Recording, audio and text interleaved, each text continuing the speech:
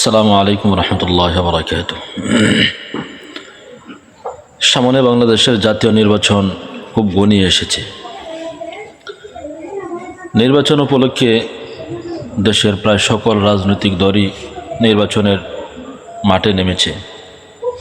সেই নির্বাচনকে সামনে রেখে নির্বাচনী হাওয়ায় যখন সারা দেশ উত্তাল, এমন সময় আমরা দেখতে পাচ্ছি যে একদল বাউল নামের একদল পাগল, যারা রব্বে কারিমকে নিয়ে বাজে মন্তব্যে মেতে উঠেছে এবং তাকে আমাদের দেশের প্রধান যে সমস্ত রাজনৈতিক দলের নেতাকর্মীরা আছে তারাও তাদেরকে সাপোর্ট করে যাচ্ছে। আজকে দেখলাম বিএনপির মহাসচিব মির্জা ফখরুল ইসলাম আলমগীর সাহেব, তিনিও বাউলদের পক্ষ নিয়ে কথা বলেছেন।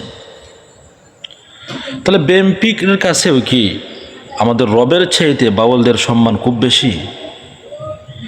এই বাউলদেরকে যখন পেটানো হলো, তাদের উপরে যখন আক্রমণ করা হলো, তখন তাদের মাথা নষ্ট হয়ে গেল, তাদের কলিজায় আঘাত লাগলো। কিন্তু এই বাউলরা যখন আমাদের রবকে নিয়ে কথা বলল, রবের শানে যখন চরম গুস্তাকি করলো, এ ব্যাপারে তাদের কলিজায় সামান্যতম আঘাতটুকু লাগেনি। তাহলে কি আমরা এটা বলতে পারি যে তাদের সেই আগিলা চরিত্রের দিকে তারা ফিরে এসেছে? আওয়ামী লীগের যে চরিত্র ছিল, তাহলে বিএনপির চরিত্রের মধ্যে পার্থক্যটা কতটুকু আছে? ওরাও যেরকমভাবে ইসলামের সরাসরি বিরুদ্ধ অবস্থান নিয়েছিল, আজকে বিএনপি তো ঠিক একইভাবে ইসলামের বিরুদ্ধে তারা অবস্থান নিয়েছে। তো ওরা যদি সরাসরি এই যারা রবের শানে যারা গুস্তাকি করেছে, রবের শানে যারা বেয়াদবি করেছে, ওই রাজনৈতিক নেতা ফেতারা যদি তাদের পক্ষে অবস্থান নেয়, তাহলে আমরাও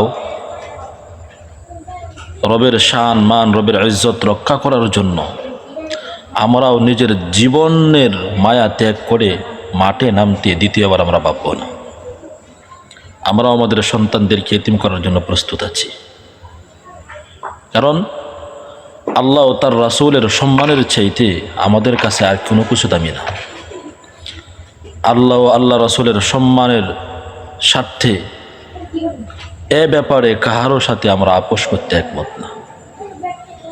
তাদেরকে গ্রেফতার করা হয়েছে, দৃষ্টান্তমূলক শাস্তির দাবি জানাচ্ছি।